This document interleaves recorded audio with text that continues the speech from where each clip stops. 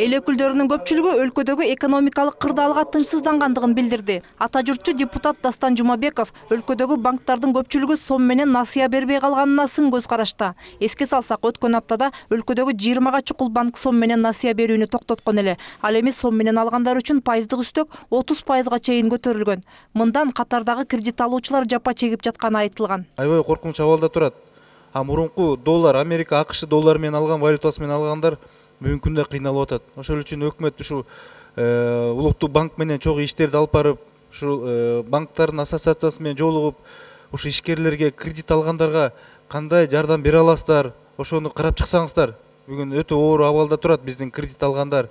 Жана алабыз дегендер сом таппай жүрөт. Алсаңар Америка доллары менен АКШ валютасы менен алгыла деген ушундай система чыгарып болуптур да. Ошондой эле айрым депутаттар Газпром компаниясы менен эсептешүү сом жана рубль аркылуу жүргүзүлүшү керек деп эсептейт. Дастан Бекешев келишим Россия менен Кыргызстандын ортосунда түзүлгөнүнө карабай, көгүлтүр отундун акысы доллар менен төлөнүп жатканына таң калууда.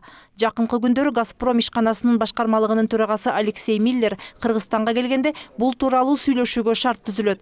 Мындай мүмкүнчүлүктү өкмөт мүчөлөрү текке кетирбеши керек дейт депутат. Премьер-министру переговорить. Менин өкмөткө жана премьер-министрге өтүнүчүм бар. Газпром ачык акционерди коому менен сүйлөшүп, биздин эсептешүүнү сом рубль аркылуу жүргүзүүгө макулдашуу керек. Газды долларга сатып албагандай болуп. Себеби Россия экономикадагы долларлашуудан кайтууну каалап жатат. Ошол эле учурда биз бул экономиканы долларлашууга көмөктөшүп жатабыз. Өзүбүздүн улуттук валютада эсептешкенибиз эки тарапка тең ыңгайлуу жана пайдалуу болмок. Көпчүлүк депутаттардын парламенттин токтомдору аткарылбай жатат деген нааразылыгы бул иретте айтылды. Алсак, Кумтөр боюнча маселе жогорку кеңеште 1 жыл мурун каралган боюнча алга жыла элек. Биргелешкен ишкана түзүүдө 30дан ашык пункт талаш маселе жаратууда. Убакыт создуктурулган сайын өлкө экономикасы коркунучка кептелүүдө. Өкмөттүн чабалдыгынан улам маселеге чекит коюлбай жатат дейт депутат Курманбек Дыйканбаев. Кумтөр боюнча маселе качан каралат, Асылбек Шарипович? Былтыр карадык эле ушул убактачы. Өкмөт страус болсо, биз да страус болуп отура беребизби депчи. Жоопкерчиликти албайлыкпы? Бир чечимге келбейлик, качан карайбыз ушу Кумтөрдүчү? Эгер өкмөт чече албаса, биз чечелик, чечимди өзүбүз кылалык. Бул суроого жооп берген төрага Асылбек Жээнбеков Кумтөр маселесин кароого жогорку кеңеш ар дайым даяр экенин билдирди. Бирок өкмөт мүчөлөрүнүн өтүнүчү менен улам кийинкиге жылдырылып жатыптыр.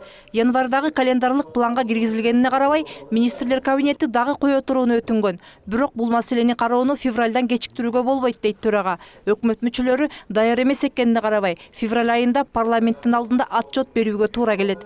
Мээрим Ташыбекова, Самат Төлөтакунов, НТС.